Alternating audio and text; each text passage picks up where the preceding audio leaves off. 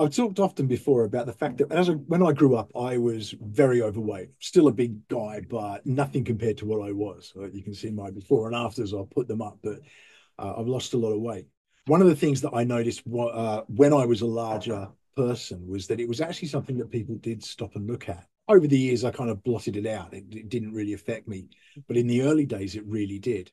And it's still something that comes up today. It's like, when someone makes a comment about my size, it does sting. Something my wife noticed when we got together. Obviously, I was still the same size. I was massive. So, and it's something she was much more acutely aware of, that when people were looking, she could kind of tell. That's nothing compared to a lot of people who have physical disabilities would go through every day. The finger pointing, the stares, and more often than not, the discrimination they receive.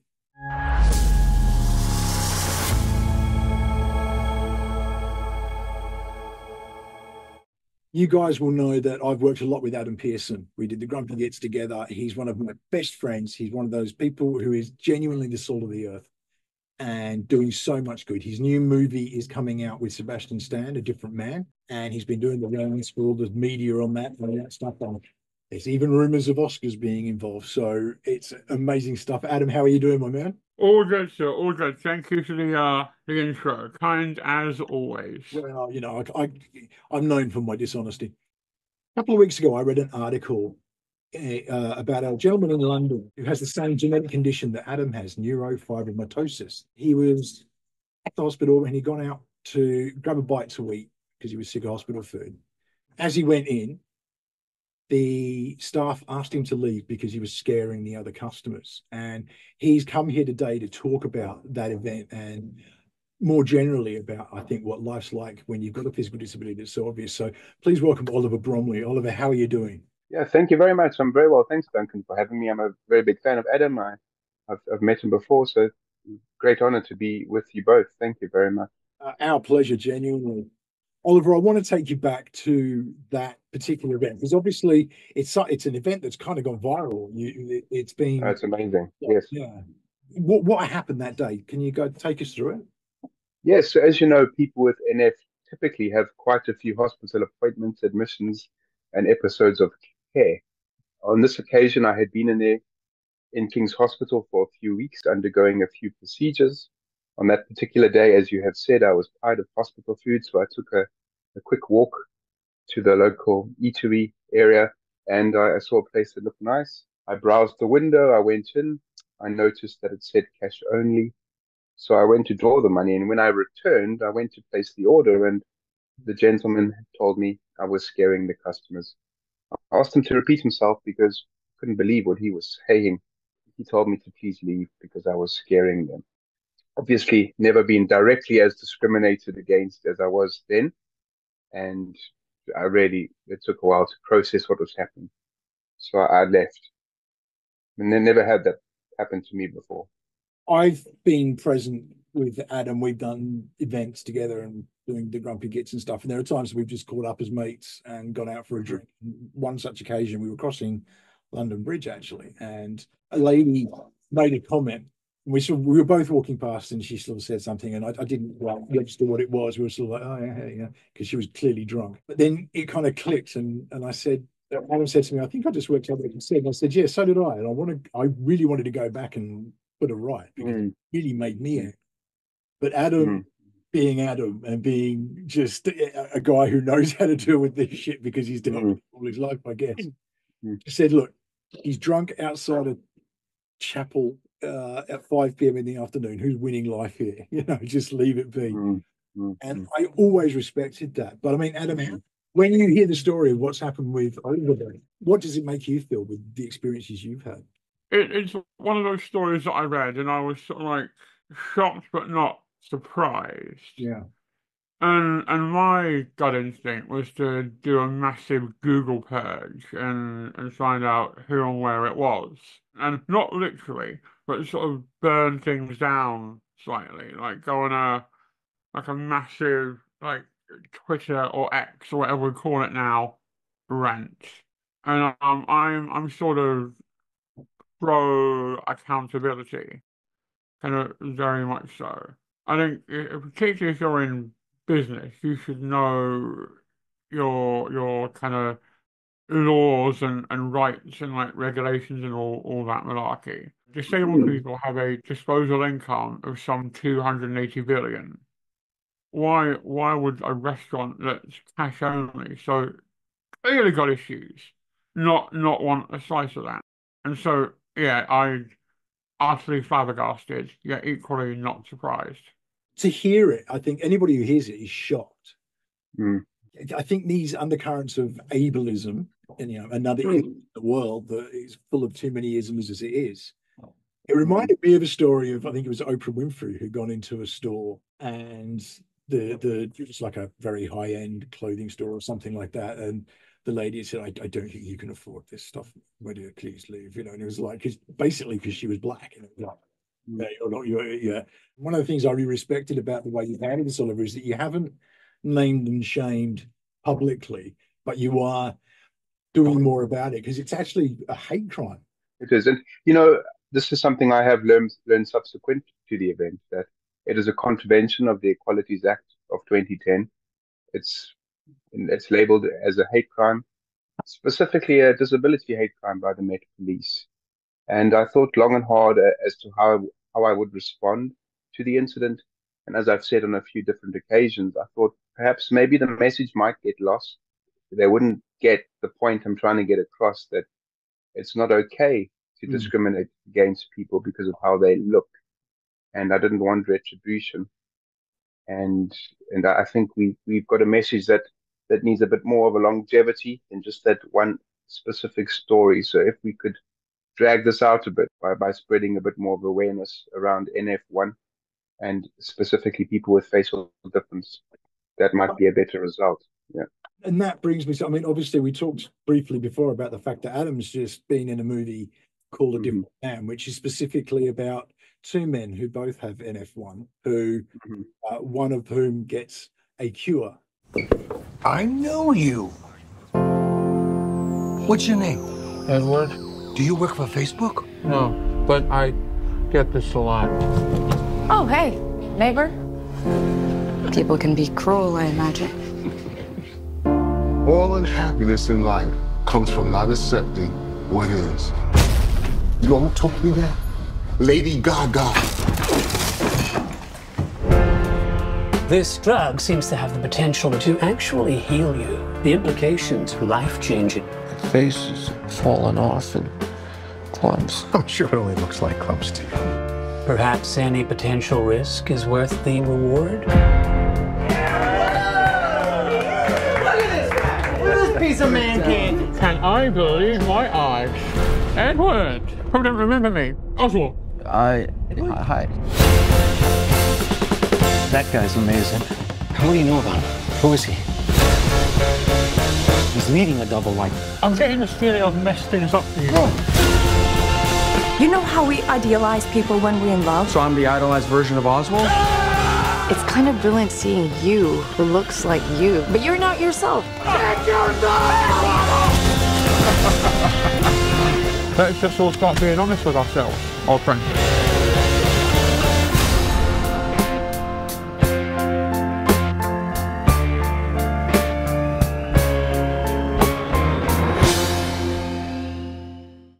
And his face returns to what we would consider normal or beautiful or whatever else, whatever trope you want to attach to it. But then meets Adam, and the writer and director of the film actually based the character originally on Adam after working with him previously. And it's something I've said many times. After, I think, 2.5 minutes of being with Adam, I completely didn't recognize the facial disfigurement. I didn't recognize the disability. He's just Adam. Adam is so much more than those facial features. And having had conversations with you, Oliver, I can say the same thing. There's this tendency in any ism to dehumanize first. And I think that's what... Absolutely. Like that. It's like you're less than human somehow. There are these arbitrary characteristics that differ and that set us apart. Another reason why I didn't want to sort of name and shame the place was because at the time of the incident, this country was in the midst of some really serious racial riots. And coming from South Africa, I'm very attuned to these arbitrary characteristics that differ and that we are classified according to separate characteristics. And I know that that's just the way life is. But yeah, I am set apart, but I don't like those really very insignificant differences that separate us. So uh, I don't know why we do that. It's so disheartening that this still happens in the world. And I mean, it's really interesting because it's something I hadn't actually sort of put together in my own head. You're saying here that because you come from South Africa, you've seen the separation and dehumanization of an element of society based on physical difference, whether it be. It was. And you know, classification, racial classification. I'll give you a really story I don't think many people are aware of. During the apartheid years in South Africa, if the South African government were not too sure how to classify people, i.e., white or non-white, they would use what came to be known as the pencil test. So you get white people have straight hair, so you put a pencil in the hair. If the pencil falls straight out, that person is white. If it didn't, because non-white people have curlier hair, if the pencil stayed in, that person would then be classified as black, colored, or mixed race. So it's really bizarre. Adam, with the film, and obviously it tackling this, not in a way that, well, I think what I really love about the film, it's almost not about disability and disfigurement. It's about how we're human beings and we find our humanity in other ways, and it's so much deeper than skin deep, quite literally. What was that experience like for you, bringing that out, reading that script to begin with? So I got sent the script in very early 2022 and instantly, loved it, realised we're doing Halfman and something quite different, quite dark, and almost like a twisted fable, if you will. So I was completely on board with it. It's got a lot of dark humour in it that appeals greatly to my very British sensibilities. So very, very on board with it. And I just think it has a really clear message about humanity and self-acceptance, and is who we are on the outside, who we are on the inside. And we quote Jim Carrey a lot on the press tour, and there's this wonderful thing he said that's, I wish everyone can achieve all their hopes and dreams so that they'll realize it isn't enough. And so it's the story, it's a man who gets everything he thinks he wants and is still miserable. It's a wonderful film. And yeah, like I keep saying, it's a film that's going to stay with you, make you think, and make you maybe a more empathetic person go and see A Different Man. If you want to go and see something and forget about it in an hour, go and see Joker 2. You heard it here first, folks.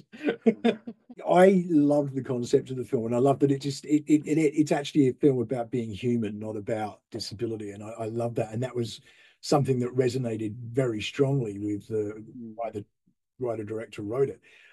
Something else that came up out of that is that there was an interesting question leveled at Sebastian Stan. During the press conference, a journalist stood up and asked this question about this idea of Sebastian going through this transformation of being this person that had this disfigurement to this idea of beauty, and he referred to the disfigurement as the beast. Sebastian jumped in quite quickly and corrected the journalist, and I think he did the right thing because everybody applauded him at the end of it. And I have to call you out a little bit on the choice of words there, because I think part of the why the film is important is because we often don't have maybe even the right vocabulary. Right? I mean, I think it's a little bit more complex than that, and obviously there's language barriers and so on and so forth. But beast isn't the word. I think that's one of the things that the film is saying. Is that we have these preconceived ideas and sort of these. We're not really educated on how to really understand this experience in particular. The things that you're saying about him at the beginning, that's your interpretation, right? Everyone might have a different interpretation of what he's going through. That might not be it. It might have been just for you. I can't really speak to that. I think it's just one of the things I love about the movie is that he's offering you sort of a way to kind of look at it, and hopefully if you can have the same objective point of view over while you're experiencing the film, then maybe you can kind of pick apart the initial instincts that you have, and maybe those aren't always the right ones. As Sebastian said, he went out and about in New York in the makeup and experienced the two sides of the spectrum, the overcompensation and the avoidance. And I was also, we shot it in New York for 2 months, so I'm dealing with that as well. And I think the more, and I get the initial response, when we see something that we're not used to, we go into this bizarre fight, flight, or freeze mode.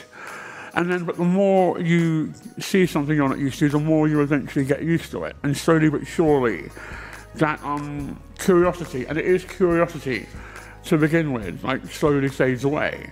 Like when I got to New York, I was like based in Manhattan. Whenever I'm going to be anywhere for a long period of time, I find my coffee spot, I find my breakfast spot, and I find my bar, and I make those like my 3 touch points.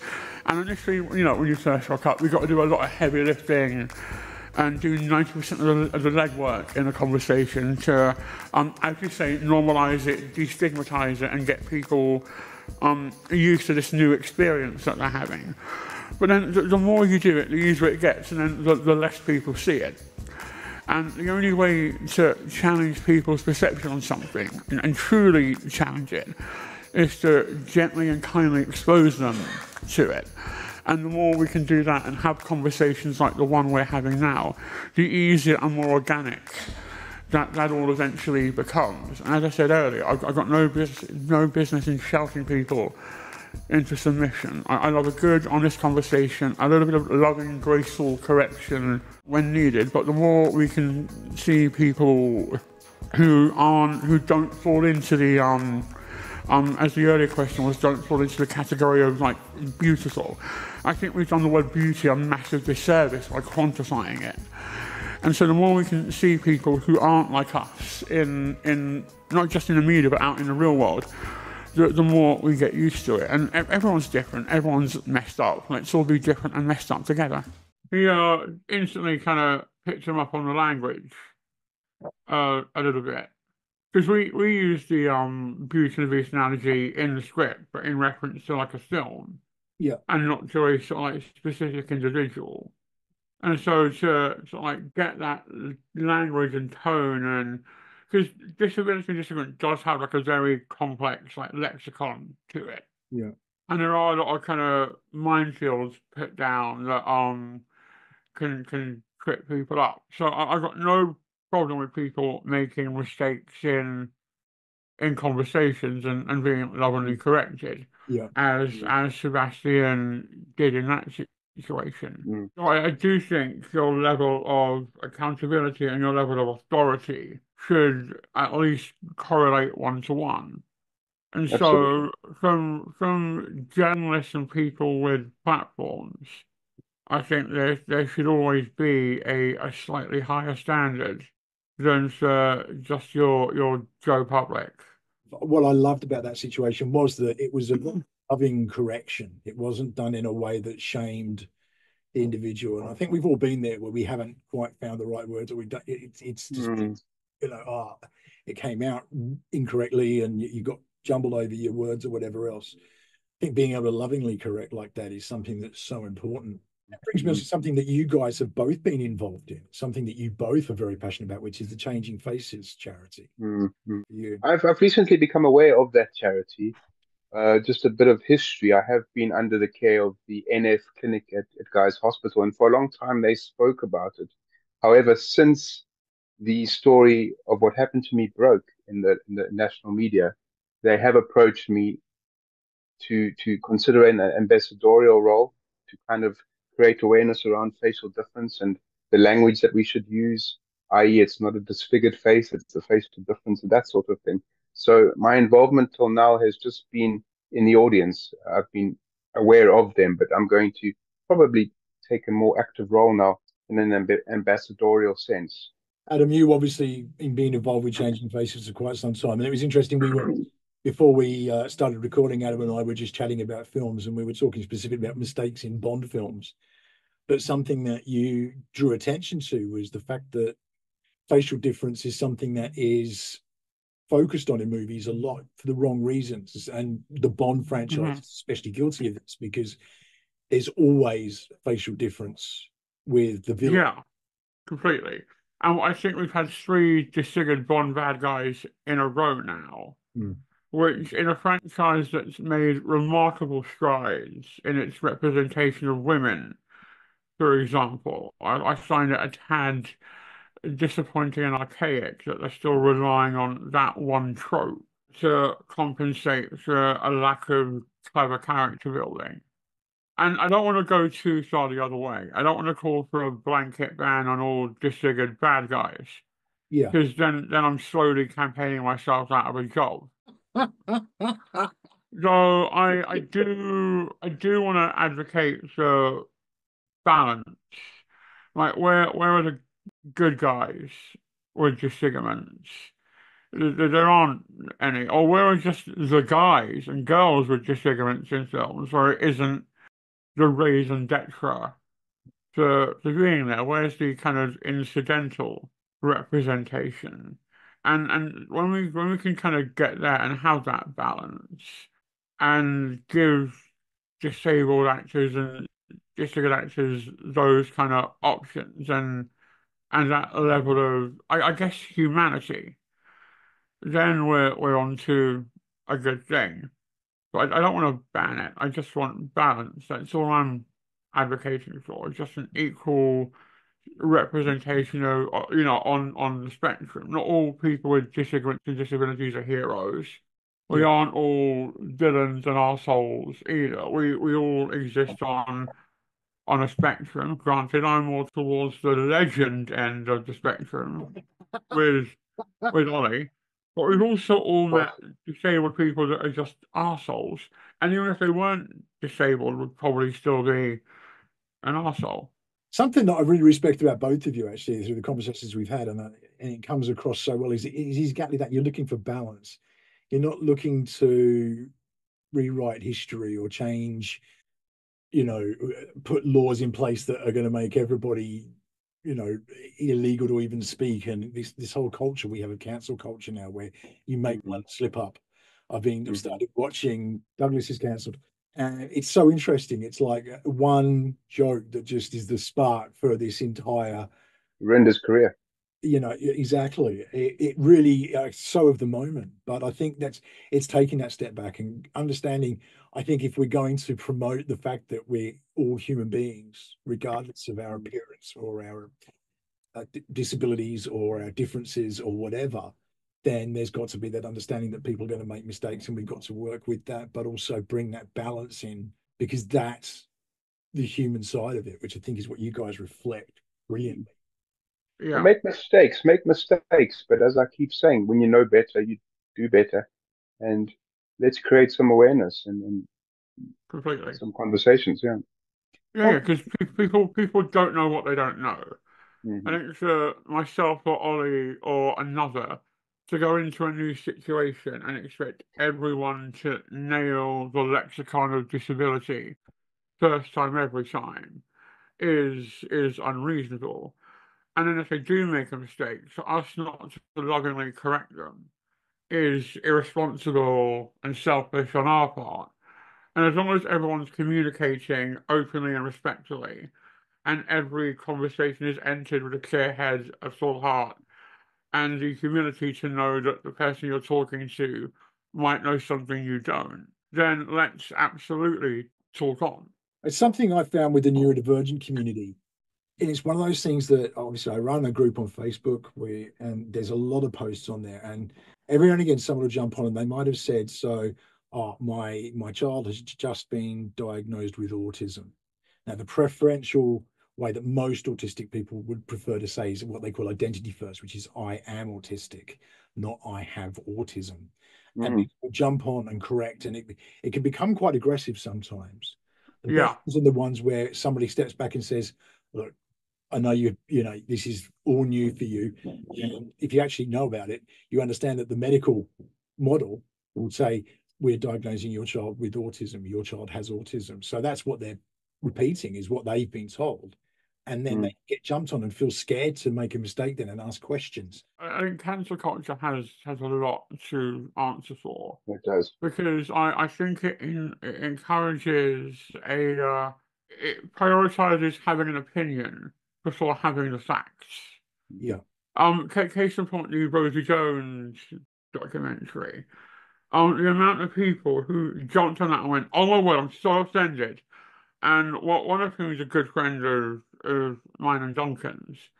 And she was like, "I'm not going to watch it. I'm not going to watch it." And then didn't watch it. And then the next day, Sky News came a calling. And she's like, "Oh yeah, of course I'll go on and talk about it." I'm like, "But you didn't watch it. Why are you talking about it if you haven't watched it?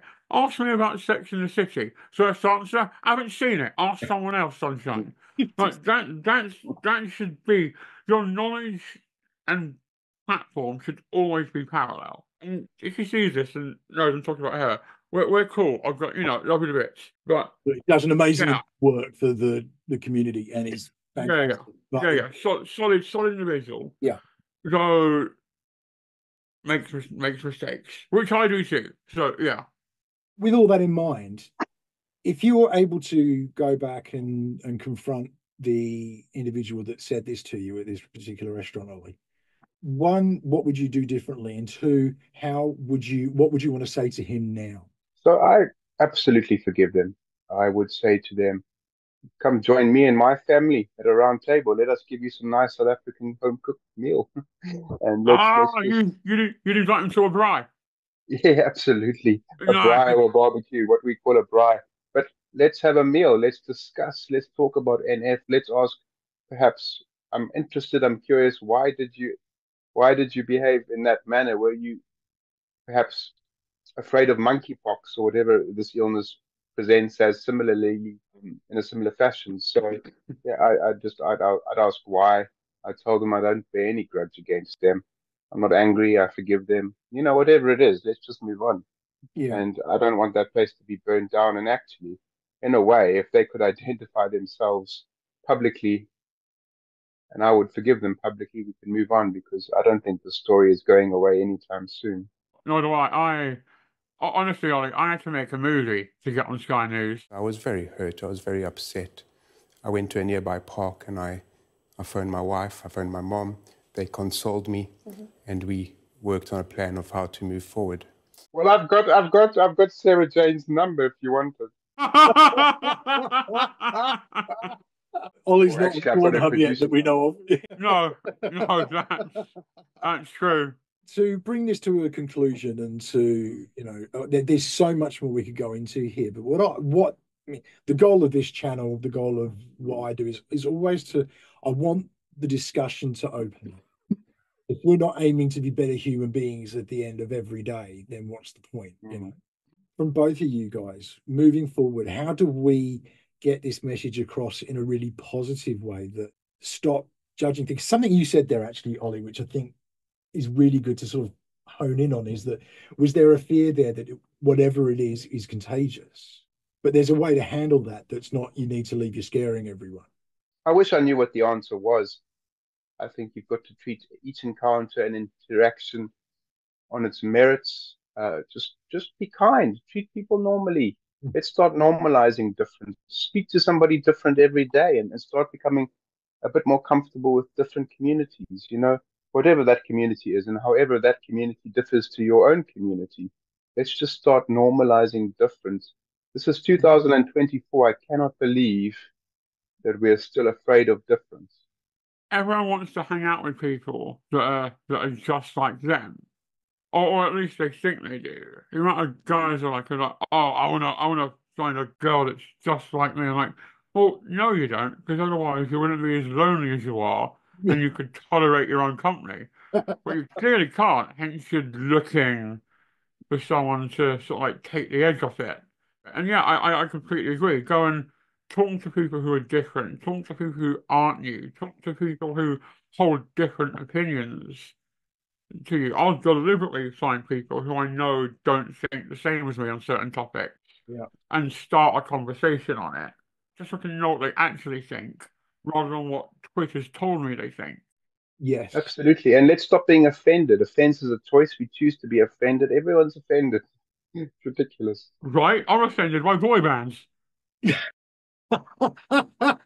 See, I share that. And then I spoke to a lady who genuinely, she was such a Westlife fan, and I was like, oh, what do I do here? Turns out they saved a life because the song was, she was feeling particularly low and was considering taking her own life. And yet, heard this song was like, no, it's like, I can't knock them for that, can I? West likely get a hall pass. Oh, can we all agree, country and western, that O doesn't need to be there? No, I agree with that. In fact, when I go to hospital, whenever they ask about my allergies, I always say country and western. Just drawing back to something you said there about constantly being offended, and I think this is a great note to end on, is for myself, my own experience, as I started getting involved with this community and coming to deeper understandings, and I look back at the person I was with shame, the preconceptions I've had about people, but a big part of it was a fear. I was afraid of making a mistake, so I avoid the situation completely. Yeah.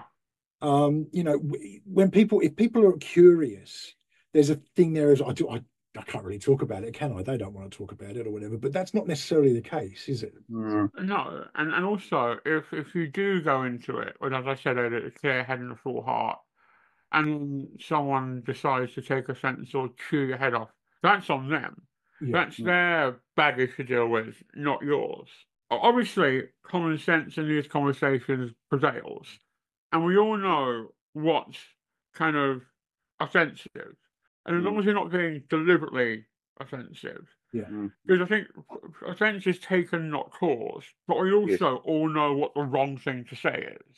Yes. Right. And what I guess I'm trying to say is that someone well-meaning has said to me, this is how I could help you, and I put them in their place and they feel bad about that. Well, I'm not responsible for their reaction. That's what I'm trying to say. I'm not responsible for their reaction. Yeah, I think there's an element there of don't ask a question you're not prepared to hear the answer to sometimes, isn't it? Yeah. Like when the girlfriend asks me, does this make me look fat? Or does this dress look good on me? And I'm like, no. That's it. It's about, if someone's going to come in and ask the question, then be prepared for an answer you may not expect or like. It comes from both sides, isn't it? If you're expecting that person to be open, honest, and talk about what you want to talk about because you want to understand, be prepared to be challenged, as long as that challenge is coming in a loving way, not like the Twitter trolls out there who will just jump on and burn everyone for whatever. Absolutely. Look, guys, I can't thank you enough for joining me with this. It's just fantastic. Thank you. It's such an important topic, and I think it opens it up to so many other important topics. We're obviously dealing with neurofibromatosis and F1 here, but in so many other ways that comes across is how we deal with this stuff in life really matters and affects people. Adam, if you want to follow you online, where can they do so? Well, you can find me on X at Adam_Pearson and on the gram at Adam_Pearson_TV. Awesome. And Ollie, if people want to follow you and what's going on, is there anywhere they can do so? My X handle is at Ollie Bromley, OLLIE Bromley, and Instagram, I'm just Oliver Bromley.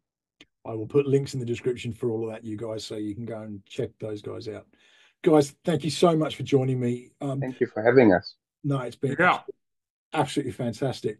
I'd love to hear your guys' thoughts. So you out there, if you've got questions that you'd like to ask these guys, please put them in the comments. I'll make sure any questions get to the relevant parties, and we can I want to hear what you think about this stuff. And if you've experienced this kind of discrimination in your own life for whatever reason, what do you feel about it? Please do put it in the comments. It makes a huge difference. Thank you all for joining me so much. I will see you again on the next episode. But in the meantime, please do stay safe.